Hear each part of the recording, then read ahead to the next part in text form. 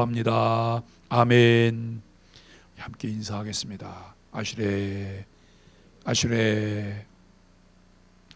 오늘 우리는 히브리서 11장 4절로 7절까지 말씀을 통해서 믿음으로 하나님을 기쁘시게 한 삶이라고 하는 주제로 함께 은혜를 나누기를 원합니다. 어제 우리는 믿음이란 내 안에서 끌어내는 힘이 아니라 하나님이 말씀하신 약속을 붙드는 삶의 토대라고 하는 사실들을 함께 묵상했습니다.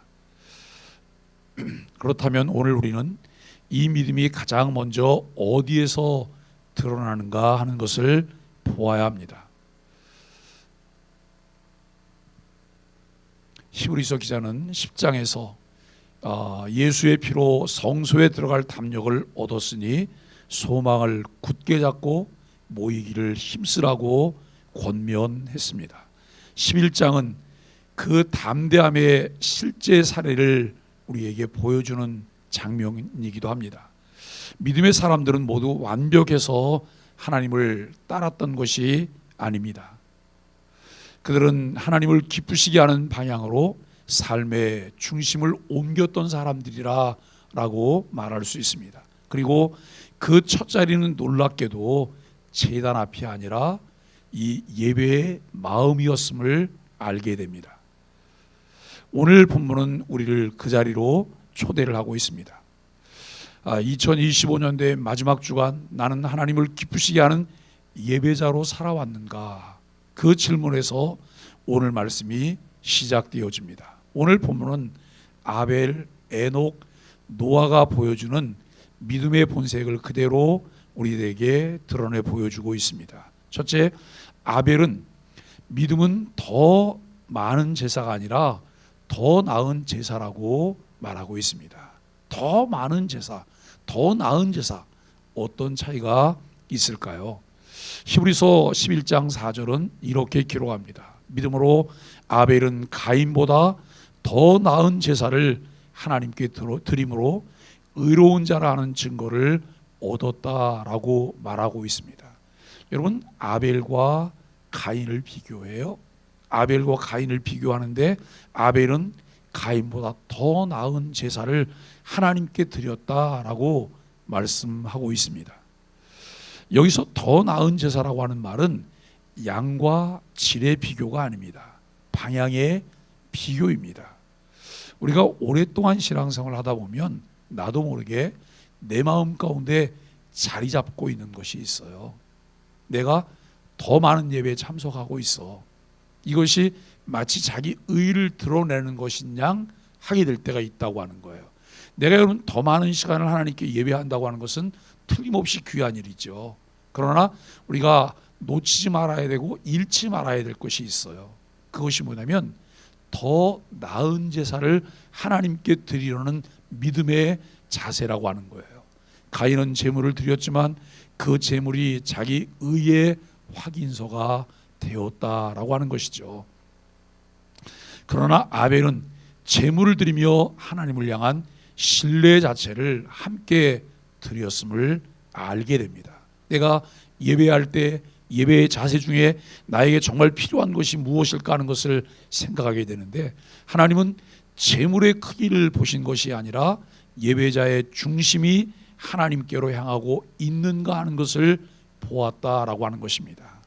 예배하는 자가 하나님께 영과 진리로 예배할지니라 라고 말씀하셨는데, 여러분 이것이 예배의 첫 기준인 것을 알게 되죠. 예수님도 훗날 같은 원리를 말씀하십니다. 마태복음 15장 8절과 9절을 통해서 마음에 진실이 없는 예배가 공허함을 우리에게 말씀하고 있는데, 이 백성이 입술로는 나를 공경하되 마음은 내게서 멀도다라고 말씀하고 있습니다. 여러분 어떨까요? 입술로는 립 서비스는 잘해요. 마음이 담겨 있지 않아요. 우리가 여러분 어떤 사람이 나를 존중하는 것처럼 말하는데 진정성이 느껴지질 않아요. 그의 마음이 와닿지를 않아요. 그때 우리의 마음이 불편해지죠. 우리가 입술로는 하나님을 존경하는 것 같아요. 여러분 입술로는 우리가 주님을 존중히 여기는 것 같아요. 그런데 마음이 주님에게서 멀도다라고 하는 말씀을 우리는 보게 됩니다. 사무엘상 15장 22절을 통해서 여러분 순종이 제사보다 낫다고 하는 것을 보게 됩니다. 순종이 없는 예배는 비교의 제사로 전락하게 된다고 하는 거예요. 아벨의 예배는 하나님이 기쁘신가를 묻는 예배였고, 가인의 예배는 내가 옳았는가를 증명하려고 하는 예배였음을 알게 돼요. 초점이 자신에게 있어요. 우리가 예배는 하나님이 대상이세요. 하나님께 드리는 거예요. 그런데 자꾸 나를 드러내고 내 의를 드러내려고 하는 이런 어리석음이 우리를 통해서 나타나고 있다라고 하는 것을 알게 됩니다. 믿음은 언제나 비교가 아니라 헌신의 방향 전환에서 시작된다라고 하는 것을 알게 됩니다. 둘째, 에녹을 우리가 볼 수 있는데요. 에녹은 이 믿음은 사건이 아니라 동행인 것을 우리에게 보여주고 있습니다.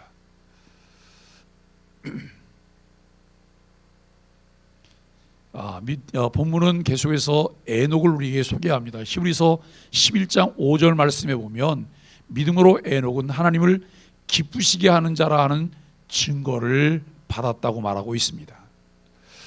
창세기 5장 24절은 에녹의 인생을 이렇게 요약합니다. 에녹이 하나님과 동행하더니 라고 말을 해요. 하나님과 동행하더니 라고 이렇게 말하고 있는데, 에녹의 믿음은 한 번의 기적이 아니었어요. 에녹이 65세에 무드셀라를 낳았어요. 무드셀라를 낳은 후 300년을 하나님과 동행하며 살았다라고 하는 것을 말씀하고 있습니다. 매일 하나님 곁을 걸었던 일관성, 또 하나님을 향한 방향을 한 번도 삶의 중심에서 옮기지 않았던 지속성. 에녹은 하나님과 동행할 때 한결같은 일관성과 일시적인 것이 아닌 지속적인 지속성을 보였음을 알게 됩니다. 히브리서는 에녹의 그와 같은 동행을 하나님을 기쁘시게 하는 믿음이라고 표현하고 있습니다. 오늘 아침에 지금 계속 PPT가 넘어가질 않아요. 몇 번씩 해도 넘어가질 않아서, 믿음은 특별한 날에만 하나님께 뛰어가는 것이 아니라 평범한 날에도 하나님과 함께 걸어가는 것임을 말하고 있습니다. 에녹이 아들 무드셀라를 낳은 후 특별히 더 두드러지게 경건해졌다는 뉘앙스를 풍기고 있어요. 65세에 무드셀라를 낳고 여러분 300년 동안 그 하나님과 동행하는 삶을 살았다라고 하는 말씀을 하고 있습니다. 이 말씀 가운데에서 어떤 계기인지는 알 수 없으나 에녹은 더 가치 있는 믿음의 선택으로 하나님을 기쁘시게 하는 삶을 살았음을 알게 됩니다. 여러 가지 기록들을 살펴봤어요. 기록들을 살펴보면서 어떻게 이 에녹이 무드셀라를 낳은 후에 더 나은 믿음의 삶을 살았을까? 보편적인 그런 이 학자들의 얘기는 아닌데, 어떤 학자들은 이렇게 말하는 이도 있어요. 무드셀라라고 하는 이름의 의미를 통해서 하나님이 그에게 주신 계시가 있었다라고 하는 거예요. 심판이 있을 거라고 하는 거예요. 물론 여러분, 그것이 한 부분으로 우리가 취할 수는 있지만 보편적인 것이 아니기 때문에 이것을 일반적으로 취하기는 쉽지 않아요. 그럼에도 불구하고 65세에 무드셀라를 낳고 난 이후에 그가 하나님과도 동행하는 삶을 살았다고 하는 거예요. 우리는 2025년도 우리의 걸음은 어떠했을까를 살펴봅니다. 우리는 하나님과 함께라고 말하면서도 실제로는 내 속도와 내 감정과 내 계획과 함께 더 많이 걸어왔던 것은 아닐까요? 정말 주님께서 우리의 삶의 주관자가 되셔서 그분을 의존하고 의지하며 매 순간 묻고 맡기는 선택을 우리는 했을까요? 다른 사람들의 눈에 의해서, 내 체면에 의해서, 무엇인가 여러분 다른 상황에 의해서 내가 선택할 수밖에 없는 상황으로 몰려서 선택하는 것은 아닐까요? 매일매일 삶 속에서 여러분 말씀을 기반으로 내가 어떤 선택을 하는 것이 하나님이 기뻐하실 거야, 어떤 것이 우선순위야, 어떤 것이 최선이야 라고 하는 이런 마음의 그림들을 가지고 우리가 더 나은 믿음을 선택하는 하나님의 은혜가 우리에게 있어야 할 것입니다. 그러나 오늘 말씀은 우리에게 이렇게 말하고 있어요. 믿음은 하나님과 함께 걸어가는 삶이다. 내가 하나님과 함께 동행하며 하나님과 함께 걷는 삶이다. 이 믿음이 없을 때 하나님을 기쁘시게 할 수가 없습니다. 하나님께 나아가는 자는 반드시 그가 계신 것과 또한 그가 자기를 찾는 자들에게 상 주시는 이심을 믿어야 한다라고 말씀하고 있습니다. 세 번째, 노아는 믿음은 보이지 않아도 말씀하셨기에 움직이는 것이다 라고 우리에게 말씀하고 있습니다. 히브리서 11장 7절은 노아에게 이렇게 증언합니다. 믿음으로 노아는 아직 보이지 않는 일에 경고를 받아 방주를 예비하여 그의 집을 구원하였으니 라고 말을 해요. 여러분, 요즘에 이 부분에서 한번 그런 생각을 해봐요. 하나님이 노아에게 몇 번 정도나 말씀하셨을까? 그냥 계속해서 볼 수 있도록 하나님께서, 계속해서 들을 수 있도록 하나님께서 계속 말씀하셨을까요? 그러지 않으셨을 것 같아요. 우리는 기록된 성경을 통해서 매일 보잖아요. 내가 보고 싶을 때마다 다 볼 수 있잖아요. 그런데 노아는 하나님으로부터 이제 보이지 않는 일에 경고를 받고 그가 방주를 예비하는 일을 진행했다고 하는 거예요. 여러분, 노아의 시대에 방주를 짓는 것은 조롱거리였습니다. 왜냐하면 일반적이지 않았기 때문이에요. 한 번도 없었던 일이에요. 하늘은 맑았습니다. 땅은 견고했습니다. 사람들은 평안해 보였습니다. 여러분, 기록들에 의하면 이때까지 지면에 비가 내린 적이 없다는 거예요. 매일매일 안개에 의해서, 여러분, 이슬에 의해서 여러분 그 지면에 필요한 습도가 유지되던 그런 때였어요. 그런데 많은 비가 온다고 하는 것 본 적도 없고 들은 적도 없는데 여러분 그것을 받아들인다고 하는 것은 더욱더 쉽지 않을 것입니다. 그러나 노아는 하늘이 아니라 하나님을, 확률이 아니라 말씀하심을, 군중들의 해석이 아니라 하나님의 경고를 붙들었음을 알게 됩니다. 우리가 여러분 군중 심리에 의해서 이리저리 흔들리는 신앙이 아니라 늘 초제일관된 말씀과 함께 걸어갈 수 있는 신앙을 갖는 것 우리에게 필요하지 않습니까? 어떻게 하면 내가 늘 말씀 중심으로 주님만 의지하고 주님만 바라보며 살아갈 수 있을까요? 여러분, 그리고 그의 믿음은 가족을 살리는 실천으로 이어졌음을 알게 됩니다. 요즘은 자녀들이 부모 말을 잘 듣습니까? 자녀들이 부모 말을 여간에 잘 듣지 않는 집들도 많아요. 그것 때문에 여러분 부모들이 가슴앓이를 해요. 아무리 좋은 것을, 선한 것을 이야기하려고 해도 아이들이 자기 생각대로 해요.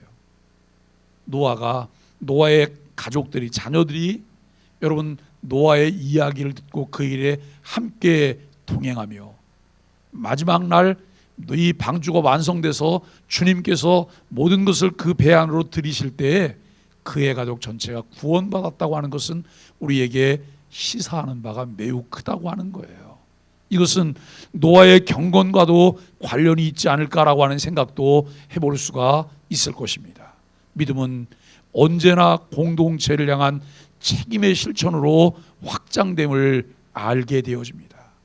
야고보서 2장 17절에 보면 행함이 없는 믿음은 죽은 믿음이다 라고 말을 해요. 히브리서 10장 24절과 25절을 보면 그날이 가까움을 볼수록 더욱 그리하자라고 말을 해요. 모이기를 패하는 어떤 자들의 습관과 같이 하지 말고 서로 권면하라고 하는 거예요. 서로 권면하라. 공동체를 향해서 함께 책임의식을 가지고 개인주의에서 공동체로 나아가야 될 것을 말씀하고 있습니다. 사랑하는 소망의 가족 여러분, 이제 우리는 한 해를 보내며 내가 무엇을 얼마나 드렸는가를 묻지 말고 하나님이 얼마나 기쁘셨을까를 물어야 합니다. 내가 얼마나 예배했을까? 얼마나 헌금했을까? 얼마나 내가 헌신했을까? 여러분, 이것이 아니라 정말 하나님이 기뻐하실 만한 일들이 얼마나 있었을까? 하나님 마음에 꼭 맞는 일들이 얼마나 있었을까?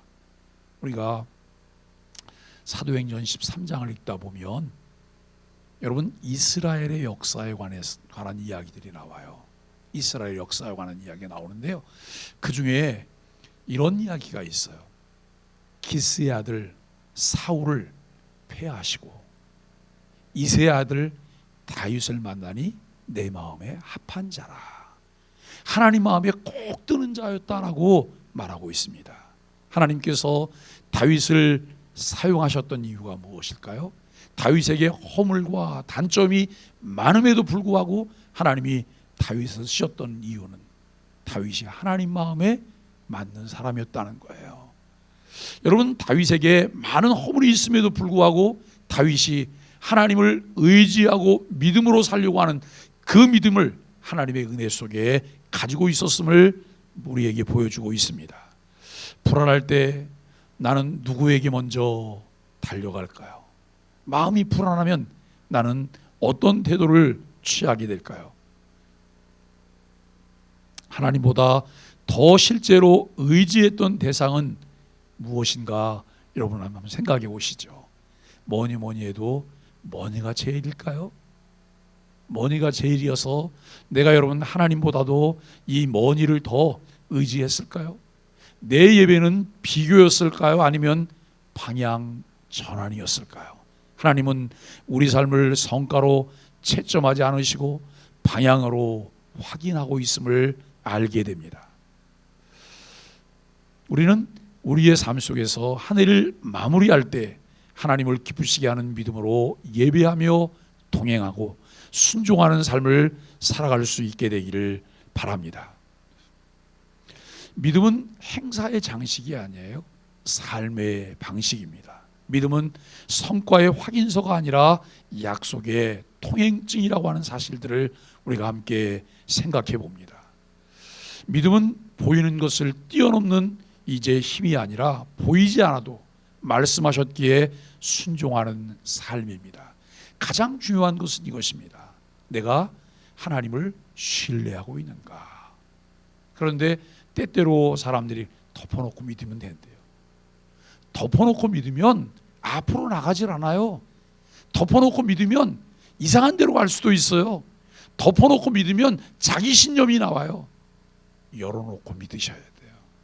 말씀을 펼치고 하나님을 아는 바른 지식을 내가 갖게 되며 그 말씀 안에서 우리가 바른 신앙을 갖게 되는 것 필요해요.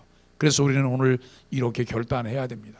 주님, 2025년을 보내며 제가 붙들었던 것들을 내려놓고 이제는 하나님을 기쁘시게 하는 예배자로 서겠습니다 라고 하는 결단이에요. 그리고 2026년도의 첫 시간을 제 속도가 아니라 주님의 약속에 맞춰서 주님의 속도를 따라서 순종하며 따라가겠습니다 라고 하는 고백이 우리에게 필요합니다. 이 결단의 고백을 마음에 담아서 실천하는 마음으로 하나님을 기쁘시게 하는 소망의 가족들이 되시기를 예수 그리스도의 이름으로 간절히 축복합니다. 우리 함께 말씀으로 드리는 소망의 아침 기도를 하겠습니다. 하나님, 기쁘시게 하는 예배자가 되게 하소서. 주님과 매일 걷는 믿음의 지속성을 주소서. 보이지 않아도 말씀하셨기에 순종하는 믿음을 주옵소서. 예수님의 이름으로